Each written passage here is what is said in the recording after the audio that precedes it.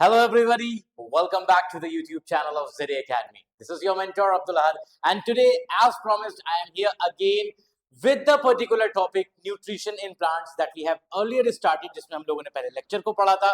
उसके बाद हम लोग दूसरी वीडियो में हम लोगों ने क्या देखा था, उससे रिलेटेड कौन कौन से क्वेश्चन, किस किस तरीके से क्वेश्चंस बोर्ड में आपके एक्सपेक्ट आप कर सकते हैं. और आज इसी टॉपिक को लेकर के मैं आया हूं आपके पास 11th एंट्रेंस के रिगार्डिंग, क्योंकि आपको पता है कि हमारा ये जो बैच चल रहा है यूट्यूब पे, इसमें मैं आपके साथ क्या करने वाला हूं, मैं आपको पढ़ाने वाला हूं सबसे पहले टॉपिक, और उस पर्टिकुलर टॉपिक को उठा करके मैं आपको पूरे पूरे चैप्टर नहीं पढ़ा रहा हूं. यहाँ पे धीरे धीरे हम लोग लेकर के स्टेप वाइज तैयारी कर रहे हैं, जिसमें आप सबसे पहले पढ़ेंगे कोई भी टॉपिक. न्यूट्रिशन का लाइफ प्रोसेस का मैंने स्टार्ट किया. लाइफ प्रोसेस का पहला टॉपिक है न्यूट्रिशन. उस न्यूट्रिशन में भी मैंने आपको पढ़ाया न्यूट्रिशन इन प्लांट्स, और न्यूट्रिशन इन प्लांट्स को पढ़ने के बाद हम लोगों ने बोर्ड्स में उस तरीके से कैसे कैसे क्वेश्चन आते हैं, इससे पिछली वीडियो में वही चीज है. आपको लिंक पे डिस्क्रिप्शन में जो है वो लिंक भी मिल जाएगी. दोनों वीडियोस आप जाकर के देखिए कि बोर्ड में आपके किस तरीके से क्वेश्चंस आते हैं, एजम्पशन रीजंस आते हैं, आपके पास शॉर्ट आंसर क्वेश्चन होते हैं, लॉन्ग आंसर क्वेश्चन होते हैं, केस स्टडी बेस्ड क्वेश्चंस होते हैं. तो एक ही टॉपिक से आपका पूरा तैयार हो चुका है. और आज की इस वीडियो में इस पर्टिकुलर टॉपिक से, that is nutrition in plant से 11th एंट्रेंस में कैसे क्वेश्चंस आ सकते हैं, क्या मोस्ट एक्सपेक्टेड क्वेश्चंस हो सकते हैं, ये सारी चीजें मैं सिर्फ और सिर्फ एक ही टॉपिक से आपको आज बताने वाला हूं, ताकि आपकी बहुत अच्छे से धीरे धीरे सब चीजों की तैयारी हो जाए, बोर्ड्स भी तैयार हो जाए और 11th एंट्रेंस भी आप क्वालिफाई कर सकें. सो आइए बिना किसी देरी के बच्चों स्टार्ट करते हैं और अपने क्वेश्चंस की तरफ चलते हैं. तो सबसे पहले मैं आपको बता दूं कि इसमें 30 क्वेश्चंस होने वाले हैं. You are going to have 40 minutes, और इसमें नेगेटिव मार्किंग भी होती है. 11th एंट्रेंस की खास बात क्या है बेटा, कि इसमें 25% नेगेटिव मार्किंग भी होती है, यानी कि हर 4 क्वेश्चन गलत करने पे आपका 1 मार्क्स जो है वो डिडक्ट भी हो जाता है. तो इस चीज का भी ख्याल रखना कि अगर कोई क्वेश्चन नहीं आता है तो हम लोग को उसको कैसे सॉल्व करना है, या फिर अगर एकदम ही नहीं आएगा तो उसको छोड़ देना है. ऐसा तो होगा नहीं कि आपको बिल्कुल ही नहीं है, थोड़ा बहुत कहीं ना कहीं आएगा. जिस हिसाब से जिस पेस से हम लोग लेकर के चल रहे हैं, एक एक टॉपिक को इन डेप्थ पढ़ते हुए, सारे क्वेश्चंस को करते हुए. तो आइए बच्चों देखते हैं. ठीक है. अच्छा, सबसे पहले बच्चों बात करते हैं फर्स्ट क्वेश्चन की. कुछ बहुत ज्यादा इजी क्वेश्चंस होते हैं, कुछ ऐसे क्वेश्चंस होते हैं जिसके अंदर लैंग्वेज का खेल होता है और आप वहीं कंफ्यूज हो जाते हैं. तो आइए बच्चों देखा जाए. Let's talk about the first question. पूछ रहा है कि which mode of nutrition is exhibited by green plants. बहुत ही ज्यादा सिंपल सा सवाल है सर. न्यूट्रिशन में हम लोगों ने सबसे पहली बात करी थी प्लांट्स की न्यूट्रिशन की, कि they are the autotrophs. Autotrophic mode of nutrition होता है in which the organisms are going to use inorganic substances from the surrounding and they are going to convert it into the organic form. और इसी process को हम लोग photosynthesis कहते थे. सो ये इसका सही आंसर क्या हो जाएगा बेटा, दिस इज दी ऑटोट्रॉफिक. ठीक है. ये पेपर आपके पास जो है आपको मिल भी जाएगा यूट्यूब की इसके जो डिस्क्रिप्शन है वीडियो की, उसकी लिंक में. आप वहां से पेपर डाउनलोड कर लीजिएगा, बैठ करके इसको सॉल्व कीजिए. सॉल्व करने के बाद फिर आप इसको मैच करिए आंसर. इसमें आंसर की भी मैं इसमें साथ में लगा दूंगा, लेकिन पहले आप खुद से भी सॉल्व करके इसको देखिएगा, सो दैट कि आपको यह पता चले कि आपकी कितनी तैयारी हो चुकी है और कितना आपको पढ़ना बाकी है इसमें. Okay, let's move to the next question. The green pigment present in chloroplast that absorbs light energy for the process of photosynthesis. वो ग्रीन पिगमेंट कौन सा होता है सर? वो सिंपल सी बात है सर, बचपन से पढ़ते हुए आ रहे हैं, क्लोरोफिल होता है. खास चीज इससे क्या याद हम लोगों को रखने की, chlorophyll is present inside the chloroplast. ठीक है. और क्लोरोप्लास्ट क्या होता है, आप लोगों ने 9th में पढ़ा होगा कि भाई एक प्लास्टिड होता है. प्लास्टिड ऐसा प्लास्टिड जिसके अंदर क्लोरोफिल प्रेजेंट हो, that particular plastid is called as chloroplast. ठीक है. Plastids are of 3 types. Chromoplast भी होता है जो कि वेरियस कलर्स देता है. ठीक है. तीसरी चीज होती है आपकी leucoplast, that is particularly for the storage. Let's move forward for the question number 3. During photosynthesis plants absorb which gas from the atmosphere. Sir बहुत ज्यादा सिंपल सवाल पूछ रहे हैं. बिल्कुल स्टार्टिंग में मैंने बहुत ज्यादा इजी क्वेश्चन रखे हैं, थोड़ा सा आगे चल के कॉम्पिटिटिव बनेगा भी है. कौन सी गैस करता है sir? Carbon dioxide. Simply carbon dioxide gas जो है फोटोसिंथेसिस के प्रोसेस के लिए ले लेता है. ठीक है. Question number 4. The light reaction of photosynthesis occurs where. अब पूछ रहे हैं कि लाइट रिएक्शन और डार्क रिएक्शन, ये 2 पार्ट्स हम लोगों ने पढ़े थे किस चीज के? फोटोसिंथेसिस के. तो पूछा जा रहा है कि फोटोसिंथेसिस का जो लाइट रिएक्शन वाला पार्ट है सर, वो किस जगह पर होता है? So I have told you people कि फोटोसिंथेसिस का पूरा प्रोसेस जो होता है वो क्लोरोप्लास्ट के अंदर होता है, और क्लोरोप्लास्ट के अंदर कुछ इस तरीके का स्ट्रक्चर मौजूद था बेटा, that is called as granum. और इस ग्रैनम की एक मेम्ब्रेन को हम लोग क्या कह रहे थे? थाइलाकॉइड कह रहे थे. ठीक है. सो ये कहां पर होता है? लाइट रिएक्शन का थाइलाकॉइड मेम्ब्रेन के अंदर होता है. I hope you better recall this particular thing. Okay, let's move forward for the next one. कह रहा है क्वेश्चन नंबर 5 में stomata are mainly involved in. Stomata का रोल पूछा जा रहा है कि what is the role of stomata, किस चीज में इन्वॉल्व होता है? कह रहे absorption of water, absorption of water तो नहीं होता है sir, mechanical support okay, gaseous exchange and transpiration या फिर रिप्रोडक्शन। तो स्टोमेटा क्या होता है सर, पोर्स होते हैं जिसके जरिए से गैसियस एक्सचेंज होती है, कार्बन डाइऑक्साइड एंड ऑक्सीजन का एक्सचेंज होता है, एज वेल एज ट्रांसपिरेशन होता है, यानी evaporation of water from the plants is called as transpiration. So gaseous exchange and transpiration is the correct answer. Okay, let's move forward for the next one. Question number 5 तक कर लिया हम लोगों ने, next set of questions को देखते हैं।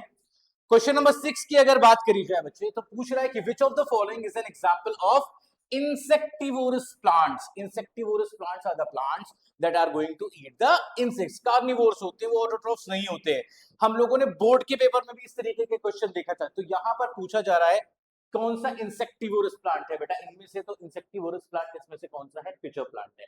खास चीज ये होती है कि भाई हम लोगों ने ये वाली बात भी पढ़ी थी कि सर क्यों इंसेक्ट्स को क्यों यूज करते हैं, क्योंकि ऐसी जगह पर ये ग्रो करते हैं बेटा the soil which is nitrogen deficient, nitrogen की डेफिशिएंसी को पूरा करने के लिए, मुकम्मल करने के लिए उसको जो है वो इंसेक्ट्स को खाना रहता है। अब नाइट्रोजन की जरूरत क्या पड़ गई भाई, by the process of photosynthesis the plants are going to make the glucose. Glucose तो बना लिया, अब ये ग्लूकोज के साथ नाइट्रोजन की जरूरत पड़ती है बेटा, नाइट्रोजन का यूज होता है और प्लांट्स ग्लूकोज और नाइट्रोजन का इस्तेमाल करने के बाद अपनी प्रोटीन्स बना लेते हैं। So in order to make the proteins, plants need the nitrogen, and when the plants are going to grow into the nitrogen deficient areas, it needs nitrogen externally। So इसी वजह से वो इंसेक्ट्स को खाते हैं ताकि नाइट्रोजन की deficiency पूरी हो जाए। Okay, so this pitcher plant is the example of insectivorous plants। I hope you get that। Next आगे चलते हैं, कस्क्यूटा। कस्क्यूटा का आपके बोर्ड में भी क्वेश्चन था। Cuscuta amarbel is an example of a, इसके बारे में मैंने बताया था कि ये एक पैरासिटिक प्लांट है बेटा, ठीक है। तो it is a total stem parasite, ठीक है। इस तरीके से प्लांट की स्टेम होती है, यहाँ पर पूरी तरीके से इस तरीके से ऐसे करके जकड़ा रहता है, जैसे ये मान लीजिए स्टेम है, ऐसे करके ये जकड़ा रहता है और उससे अपना न्यूट्रिशन जो है वो लेता रहता है। पैरासिटिक मोड ऑफ न्यूट्रिशन क्या होता है, जिसमें एक ऑर्गेनिज्म दूसरे ऑर्गेनिज्म के ऊपर डिपेंड करता है और पहले वाले ऑर्गेनिज्म को नुकसान होता है, that is called as host, और दूसरा वाला उससे पैरासाइट जो होता है वो न्यूट्रिशन लेता है। So that particular nutrition is called as parasitic mode of nutrition. Okay, question number 8 को देखते हैं। कह रहा है fungi generally obtain their nutrition through what. Fungi के बारे में पूछ रहा है कि ये अपना न्यूट्रिशन किस तरीके से लेते हैं। तो दे आर दी सेप्रोफाइट्स बेटा, ये डेड और डिकेइंग ऑर्गेनिजम्स के ऊपर अपना डाइजेस्टिव एंजाइम रिलीज करते हैं। After the things are going to be digested, semi digested, they are going to absorb it. पहले डाइजेशन होता है, बाद में एब्सॉर्प्शन होता है। So that's the difference. तो यहां पर क्या हो गया, फोटोसिंथेसिस, कीमोसिंथेटिक, सैप्रोफिटिक और पैरासिटिक। ये क्या है, सैप्रोफाइट्स होते हैं या फिर पैरासाइट्स होते हैं फंगी की अगर बात करी जाए। Okay, moving forward we have question number 9। Question number 9 को देखते हैं, पूछ रहा है लाइकेन के बारे में। A lichen is a symbiotic association between, boards के पेपर जो हम लोग सॉल्व कर रहे थे उसमें भी हम लोगों ने सिम्बायोटिक एसोसिएशन की बात करी थी। Let me explain this again for you. Symbiotic association बेटा क्या होता है, it is a type of association in which two members are there and both the members get benefited from each other. यानी कि इस तरीके से दो ऑर्गेनिज्म है, ए है बी है, ठीक है। ए बी को हेल्प कर रहा है, बी ए को हेल्प कर रहा है, दोनों एक दूसरे से एक्सचेंज कर रहे हैं और कुछ ना कुछ उनको प्रोवाइड कर रहे हैं। तो यहां पर क्या होता है, this particular association is called as symbiotic association. जैसे राइजोबियम और लेग्यूमिनस प्लांट्स के बारे में देखा था हम लोगों ने। Rhizobium is going to fix the nitrogen for the leguminous plants, in exchange of that leguminous plants are going to provide the shelter as well as food to the bacteria. Lichens की अगर बात करें तो ये किसका, alga और fungus का बेटा एसोसिएशन होता है। अब यहां पर क्या होता है, एल्गा क्योंकि फोटोसिंथेटिक होता है, it is going to provide food to the fungus, और फंगस इसको शेल्टर प्रोवाइड करता है एंड प्रोटेक्शन प्रोवाइड करता है। तो ये क्या है, दोनों एक दूसरे से बेनिफिट हो रहे हैं, फायदा हो रहा है दोनों को एक दूसरे से। So this particular association will be termed as a symbiotic association. I hope you better get that. Let's move forward for the next one। Question number 10 की हम लोग बात करते हैं। The two raw materials essential for photosynthesis। Sir बचपन से पढ़ते हुए आ रहे हैं, दो वो चीजें जो कि फोटोसिंथेसिस के लिए जिनकी जरूरत होती है, एक भाई साहब कार्बन डाइऑक्साइड होता है, दूसरा पानी होता है। So let's look for the options. Carbon dioxide and water is here, ठीक है। कुछ क्वेश्चंस ऐसे होते हैं जिसके ऑप्शन आपको पहले से पता होते हैं, you just need to look for the options. Moving forward we have question number 11। Question number 11 पूछ रहा है कि which tissue of the leaf contains maximum number of chloroplast. किस टिश्यू के पास जो है मैक्सिमम नंबर ऑफ क्लोरोप्लास्ट होता है। तो आपको ये लेक्चर से याद होगा बेटा, मैंने लेक्चर में आपको बताया था लीफ का पूरा डायग्राम बना करके, लीफ का डायग्राम बना करके इस तरीके से बताया कि एपिडर्मिस यहाँ पर मौजूद है और एपिडर्मिस के बाद यहाँ पे पैलिसेड टिश्यूज आ दिया, and apart from that some spongy tissues are also there, and palisade and spongy tissues together they are called as mesophyll tissues, और इन्हीं के अंदर सबसे ज्यादा क्लोरोप्लास्ट होते हैं, पैलिसेड एंड स्पॉन्जी के अंदर, और टुगेदर वो क्या बना रहे हैं, mesophyll. So the correct answer here is mesophyll tissues. Okay, so इस तरीके से आप you can deduct the answer. Okay, let's move forward for the next ones. Question number 11 तक हम लोगों ने कर लिया, आगे देखते हैं क्वेश्चन नंबर 12 को। पूछ रहा है photosynthesis is most in most plants occurs primarily in. Photosynthesis कहाँ होता है सर, किसी भी छोटे से बच्चे से पूछ लीजिए, पत्तियों के अंदर होता है, लीव्स के अंदर, बहुत ज्यादा सिंपल सा सवाल था। ठीक है, ऐसा नहीं है कि और पार्ट में नहीं होता है, स्टेम के अंदर भी हो रहा है। कैसे, स्टेम के अंदर जो हर्बेशियस प्लांट होते हैं, जैसे कि छोटे छोटे हर्ब्स है, ठीक है, धनिया पुदीना, ये सारे प्लांट जो होते हैं, हर्बेशियस प्लांट जो होते हैं, दे आल्सो हैव स्टोमेटा, उनके अंदर भी क्लोरोफिल होता है, वहां पे भी फोटोसिंथेसिस का प्रोसेस होता है, जितने भी ग्रीन प्लांट्स होते हैं, ग्रीन पार्ट्स होते हैं उसके अंदर। लेकिन जनरली पूछा गया है कि भाई साहब मोस्टली प्लांट में प्राइमरीली मेनली जो है वो कहां पर हो रहा है, तो लीव्स में हो रहा है, सिंपल सी बात है। Okay, let's move forward for the question number 13। कह रहा है besides glucose the other major product release during photosynthesis. Glucose तो बनता ही बनता है, ग्लूकोज के अलावा कह रहे हैं कोई एक और चीज जो है वो रिलीज करती है। तो आप ये भी हमेशा से जानते हैं कि plants release oxygen by the process of photosynthesis. ठीक है, तो ऑक्सीजन यहां पर, अब यहां पर मेरा एक क्वेश्चन आपके लिए रहेगा, आप कमेंट बॉक्स में इसको आंसर करिएगा कि ये ऑक्सीजन जो रिलीज हुआ वो किस प्रोडक्ट के डिसोसिएशन से हुआ। हम लोगों ने दो चीजें पढ़ी हैं, दो raw material are there, carbon dioxide and water, ये दो रॉ मटेरियल होते हैं। तो कार्बन डाइऑक्साइड के डिसोसिएशन से ये ऑक्सीजन रिलीज होता है, या फिर वाटर के डिसोसिएशन से ऑक्सीजन रिलीज होता है। मैंने लेक्चर में आपको ये पढ़ाया है, कैसे होता है ये भी बताया है। This will be your work, you have to write down in the comment section कि ये डिसोसिएशन, ये ऑक्सीजन जो है वो किस प्रोडक्ट के डिसोसिएशन से, किस चीज के डिसोसिएशन से निकलता है, रिलीज होता है। Okay, so let's move forward for the question number 14। The symbiotic nitrogen fixing bacteria, ये देखिए अभी इसकी हम लोग बात कर रहे थे और ये यहां पर क्वेश्चन आ गया। वो सिम्बायोटिक नाइट्रोजन फिक्सिंग बैक्टीरिया जो कि रूट नोड्यूल्स में प्रेजेंट होता है, किसके, लेग्यूमिनस प्लांट्स के। तो अभी मैंने इसी का एग्जांपल लेकर के आपको बताया था, तो rhizobium is the correct answer. तो राइजोबियम क्या होता है बेटा, एक बैक्टीरिया होता है that is present inside the legumin roots of the leguminous plants. There are some root nodules are there in which these bacteria live in. ठीक है, and in exchange of the shelter and proof that are being provided with the leguminous by the leguminous plants to the bacteria, bacteria give them the fixed nitrogen. What do they do?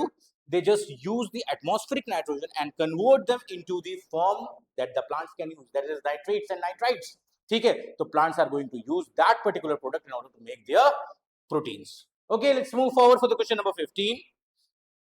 क्या कह रहा है कि organisms that lack chlorophyll, organisms जिनके पास chlorophyll नहीं होता है, ठीक है, and depend on other organism for food, दूसरों के ऊपर क्लोरोफिल नहीं है तो क्या करेंगे सर, फोटोसिंथेसिस नहीं करेंगे, they are no more autotroph. तो ये क्या है, दूसरे के ऊपर डिपेंड कर रहे हैं, दूसरे के ऊपर डिपेंड करते हैं, तो those organisms are called as heterotroph, as simple as that. तो ये कौन है, हेटेरोट्रॉफिक न्यूट्रिशन करते हैं।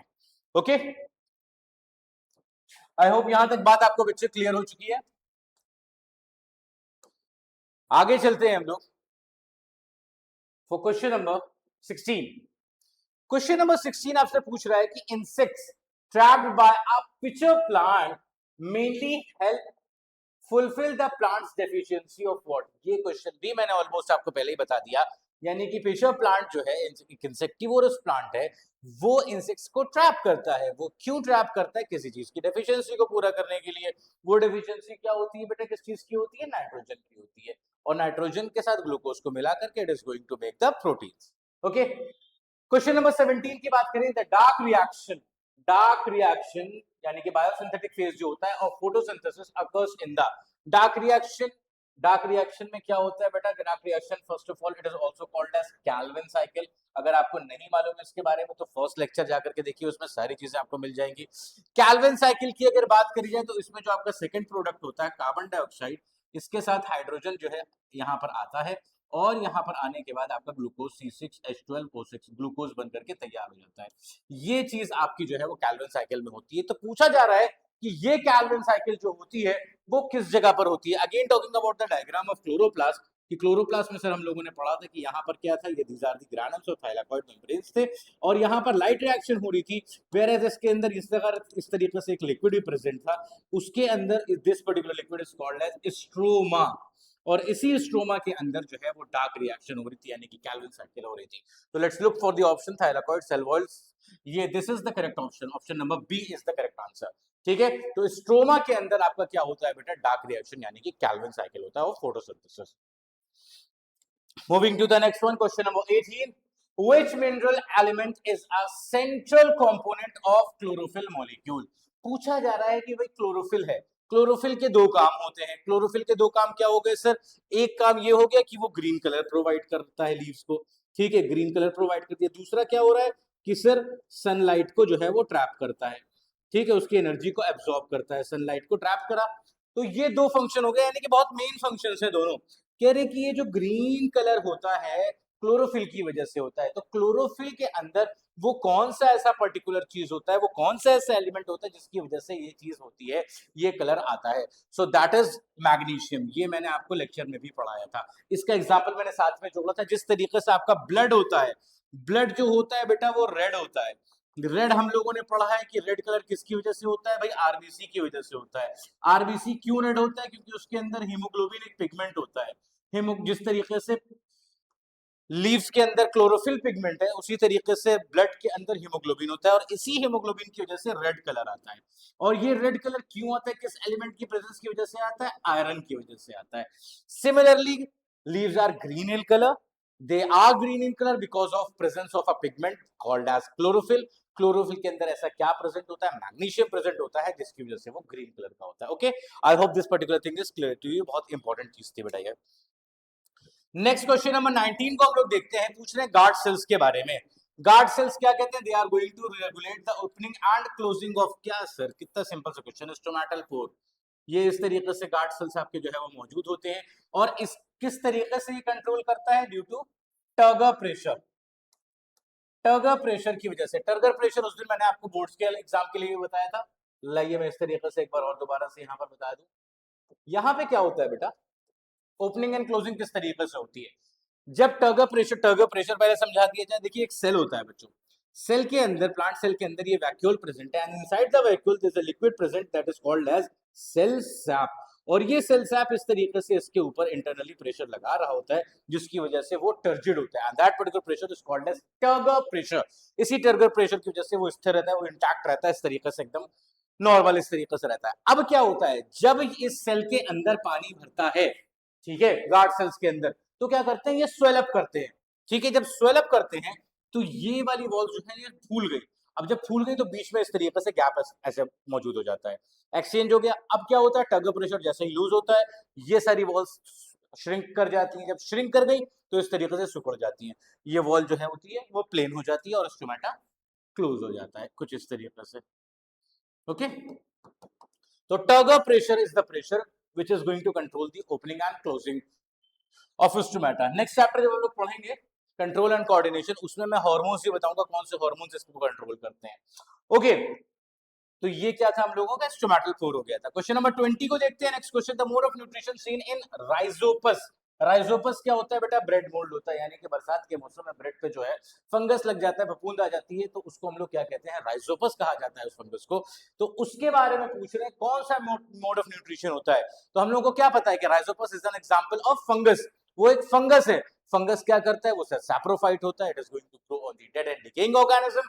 तो यहां पर क्या है, this is the saprophytic mode of nutrition. ठीक है, नेक्स्ट देखते हैं क्वेश्चन नंबर 21 क्या पूछ रहा है आपसे। Question number 21 is going to ask, the manufactured food mainly sucrose is transported from leaves to other parts of the plants. भाई फूड का ट्रांसपोर्टेशन कौन करता है? ऑल्दो ये ट्रांसपोर्टेशन में आएगा, लेकिन प्लांट्स के बारे में बात हो रही थी, तो ये किस चीज से होता है बेटा? ये फ्लोम से होता है। ओके,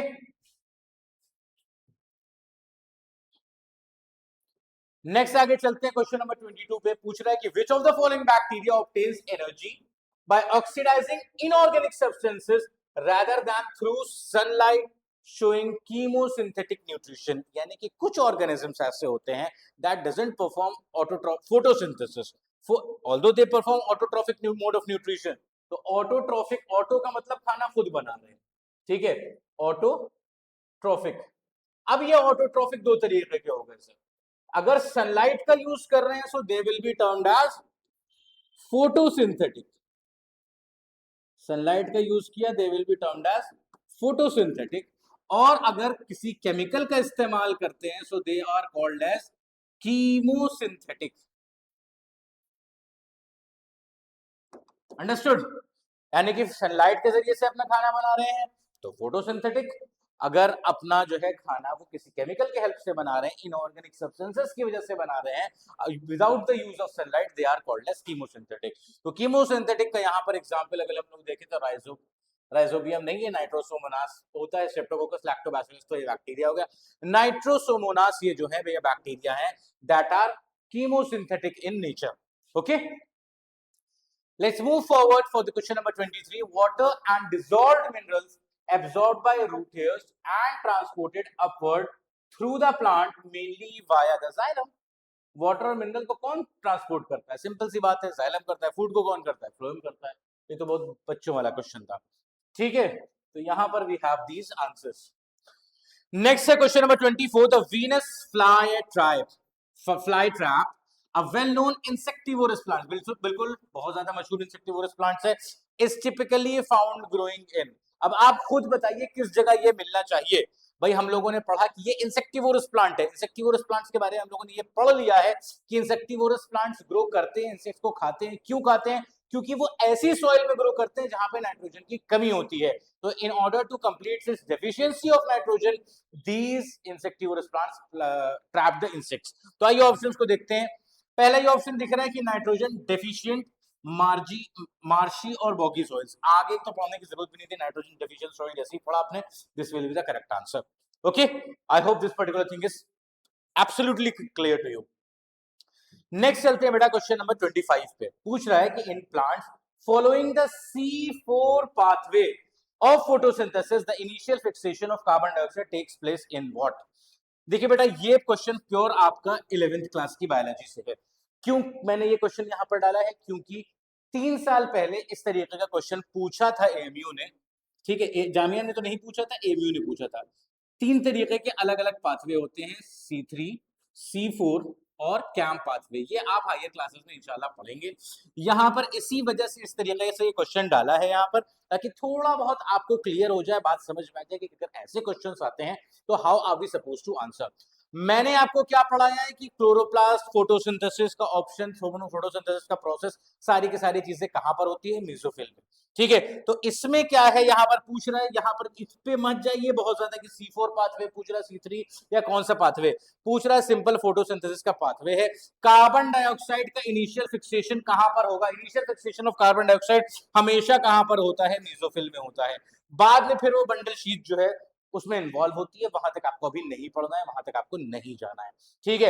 ये क्वेश्चन सिर्फ और सिर्फ मैंने इसमें इसीलिए ऐड किया है क्योंकि पीवाईक्यूज जब मैं आपके ऑब्जर्व कर रहा था, मैं आपको पीवाईक्यूज भी सॉल्व करवाऊंगा एक साथ.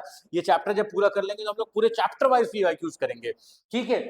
तो इस वजह से मैंने यहाँ पर ये एंटर किया है क्योंकि इस तरीके के क्वेश्चन आपसे पूछे जा चुके हैं. आई hope you better understand this कि मैंने क्या बताया था कि भाई मेसोफिल सेल्स होते हैं, उसके अंदर ये सारे रिएक्शन होते हैं फोटोसिंथेसिस के, ठीक है. तो आपको इसी तरीके से यहाँ पर जाना है. Okay, let's move forward for question number 26. Why was the potted plant first kept in the dark cupboard for 3 days in leaf starch test? Leaf starch test आपकी एनसीईआरटी में इस तरीके से एक टेस्ट है बेटा. इसको क्या करा जाता है भाई कि यहां पर इस तरीके से ये लीफ के अंदर जो स्टार्च है उसको टेस्ट करने के लिए 3 दिन तक, सबसे पहले फॉर पीरियड ऑफ 3 डेज किसी एक प्लांट को क्या करा जाता है? बिल्कुल अंधेरी वाली जगह में रखा जाता है. अब रीजन यही पूछा है कि क्यों ऐसा करा जाता है बेटा? ताकि उसके अंदर, उस लीफ के अंदर जितना भी स्टोर्ड स्टार्च है वो सारी की सारी चीजें इस्तेमाल हो जाए, इसलिए हमको एक्सपेरिमेंट वो करना रहता है. तो सबसे पहली बात यहाँ पर to kill the leaf, to increase chlorophyll, to completely discharge the leaf. तो ये आपने डिस्चार्ज कर दिया, डिस्चार्ज खत्म हो गया। अब क्या करते हैं, लेते हैं इसको कवर कर देते हैं, ये वाला पोर्शन आपका जो है वो शेडी पोर्शन रहता है, इसको ब्लैक पेपर से जो है, ब्लैक कपड़े से इसको पूरी तरीके से कवर कर दिया जाता है और ये कुछ पार्ट जो है वो एक्सपोज छोड़ दिया जाता है। अब इसको दिन में रखा गया, सूरज की रोशनी में रखा गया। जब सूरज की रोशनी में हम इसको रखते हैं तो जाहिर सी बात है फोटोसिंथेसिस का प्रोसेस होगा। इस पर्टिकुलर पार्ट को नहीं मिल रही है रोशनी, बाकी पार्ट्स को मिलती है, तो क्या होगा, जाहिर सी बात है सर फोटोसिंथेसिस का प्रोसेस इस जगह पर होगा, बल्कि इस जगह पर नहीं होगा। ठीक है, तो इस भाई जाहिर सी बात है ग्लूकोज यहां पर फॉर्म करेगा, स्टार्च के फॉर्म में स्टोर होगा, यहां पर नहीं होगा। ठीक है, तो आइए ये एक्सपेरिमेंट आपको ऑलरेडी मैं बता चुका हूं पढ़ाने टाइम, पिछले क्लास में भी मैंने बोर्ड्स वाले में भी बताया था, इसमें भी बता दिया। आगे के क्वेश्चन से रिलेटेड देखते हैं। क्वेश्चन नंबर 27 क्या कह रहा है, after performing the iodine test. Iodine test क्यों करा जाता है, क्योंकि जैसे ही कहीं भी स्टार्च होता है उसके हम लोग आयोडीन डालते हैं तो वो पर्टिकुलर पार्ट ब्लू ब्लैक का कलर का होने लगता है। इसका मतलब क्या होता है, उसके अंदर स्टार्च प्रेजेंट है, तो स्टार्च की प्रेजेंस के लिए आयोडीन टेस्ट करा जाता है। Which part of leaf is expected to turn blue black, तो जाहिर सी बात है सर ये जो एक्सपोज्ड पार्ट है ये ब्लू ब्लैक हो जाएगा, ये वाला जो है वो नहीं होगा। क्यों, क्योंकि फोटोसिंथेसिस यहां पर हुआ, यहां पर क्या हुआ, स्टार्च बना, स्टोर हुआ स्टार्च, यहां पर फोटोसिंथेसिस हुआ ही नहीं तो यहां पर स्टोर ही नहीं होगा। तो यहां पर क्या कह रहे हैं, only the covered part, both the covered and uncovered part, only the uncovered part, neither part of the leaf, सिर्फ और सिर्फ जो कवर्ड पार्ट है वही ब्लू ब्लैक होंगे, क्योंकि वहीं पे स्टार्च बन करके आया है। ओके, नेक्स्ट क्वेश्चन नंबर 28 को देखते हैं। The leaf starch experiment is primarily designed to prove that what. आइए ऑप्शन देखा जाए, वाटर इज एसेंशियल, वाटर तो एसेंशियल होता है वाटर का, लेकिन कोई यूज ही नहीं दिखाया यहाँ पर। Carbon dioxide is essential, carbon dioxide का भी रोल नहीं दिखाया है। लाइट इज एसेंशियल, लाइट जरूरी है, यही चीज बताई कि सर यहाँ पर लाइट नहीं पहुंच रही है इस पार्ट में तो फोटोसिंथेसिस नहीं हो रहा है, इन दोनों जगह लाइट पहुंची तो फोटोसिंथेसिस हो गया। तो ये एक्सपेरिमेंट क्यों किया गया है, लाइट एसेंशियल है फोटोसिंथेसिस के लिए, इस बात का प्रूफ देने के लिए। ठीक है, लास्ट टू क्वेश्चंस देखते हैं बेटा। क्वेश्चन नंबर 29 के बारे में कह रहे हैं, क्वेश्चन नंबर 29 क्या कह रहा है कि if the variegated leaf, variegated leaf के बारे में आपको बताया था क्या होता है, इसमें एपिडर्मिस लेयर जो है उस तरीके से आ जाती है और ये लीफ कुछ इस तरीके की होती है बेटा कि पूरी लीफ जो है वो कलर्ड होती है, ये ग्रीन कलर की है, लेकिन ये वाले पार्ट जो है ये व्हाइट कलर के होते हैं। ये पूरी ग्रीन कलर की लीफ है, ठीक है, पूरी ग्रीन कलर की लीफ है, लेकिन ये सब क्या है, ये व्हाइट कलर के पार्ट होते हैं। इस तरीके से डिजाइन देखने में बड़ा खूबसूरत लगता है, लेकिन ये वेरीगेटेड लीव्स होती हैं, इसमें यहाँ पर फोटोसिंथेसिस का प्रोसेस नहीं हो सकता। क्यों, क्योंकि क्लोरोफिल ही नहीं। क्लोरोफिल कैसे नहीं पता है सर, कैसे नहीं, ये कैसे पता चला कि भैया व्हाइट कलर का है, क्लोरोफिल होता तो ग्रीन कलर का हो जाता वो। अंडरस्टूड। क्या कह रहे हैं, the variegated leaf were used instead of a discharged leaf, starch after the iodine test would be detected only in what part. कह रहे हैं कि अगर डिस्चार्ज लीफ की जगह, जो हम लोगों ने 3 दिन रखा हो तो डिस्चार्ज हो गया, स्टार्च उसका खत्म हो गया, यूटिलाइज हो गया, उसकी जगह अगर वेरीगेटेड लीव्स हम लोग लेते तो कह रहे हैं कि आयोडीन टेस्ट जो है वो किस जगह डिटेक्ट करता है, तो सर सिंपल सी बात है, हमेशा ग्रीन वाले पार्ट में करेगा, व्हाइट वाले पार्ट में तो कभी नहीं करेगा। क्यों, क्योंकि क्लोरोफिल जरूरी है, फोटोसिंथेसिस के लिए क्लोरोफिल ही नहीं है, तो सर लाइट एब्सॉर्ब कैसे होगी। तो कहां पर होगा, व्हाइट पार्ट में नहीं, एंटायर लीफ में बिल्कुल नहीं, ग्रीन पार्ट में जिसके अंदर क्लोरोफिल जो है वो मौजूद होगा, सिर्फ और सिर्फ उसी पार्ट में होगा। ओके, लास्ट क्वेश्चन आज का देखते हैं बेटा, क्या कह रहा है question number 30। The leaf starch experiment fundamentally demonstrate that, क्या डेमोन्स्ट्रेट करता है, autotrophic nutrition in green plants required sunlight, बिल्कुल। प्लांट एग्जिबिट पैरासिटिक न्यूट्रिशन, इससे ये नहीं पता चलता है हमें। प्लांट शो हेटरोट्रोफिक न्यूट्रिशन, नहीं। प्लांट एग्जिबिट सैप्रोफिटिक न्यूट्रिशन, नहीं। इससे हम लोगों को क्या पता चलता है कि ऑटोट्रोफिक न्यूट्रिशन जो होता है प्लांट्स के अंदर, उसके लिए सनलाइट की जरूरत होती है। ओके, सो ये थे बेटा इस particular topic nutrition in plants से रिलेटेड 30 क्वेश्चंस, जिसकी आंसर की भी मैंने जो है उसके साथ आपके लिए बना करके अटैच कर दी है। ये आपके साथ, आपके पास इसकी आंसर की मौजूद है। ये पेपर आपको जो है अगर चाहिए तो डिस्क्रिप्शन में मिल जाएगा, लिंक मौजूद है, आप इसको डाउनलोड कीजिए और इसको जो है वो साथ में सॉल्व कीजिए, साथ में नहीं बल्कि पहले सॉल्व कर लीजिए, फिर आंसर्स इसके मिला करके देखिए। ओके, सो ये सारी चीजें थी बेटा। इसी के साथ साथ एक अनाउंसमेंट आपको और करना था कि on the occasion of 15th of अगस्त, ठीक है ना, इंडिपेंडेंस डे पे जो है 15 अगस्त, that is on the occasion of Independence day,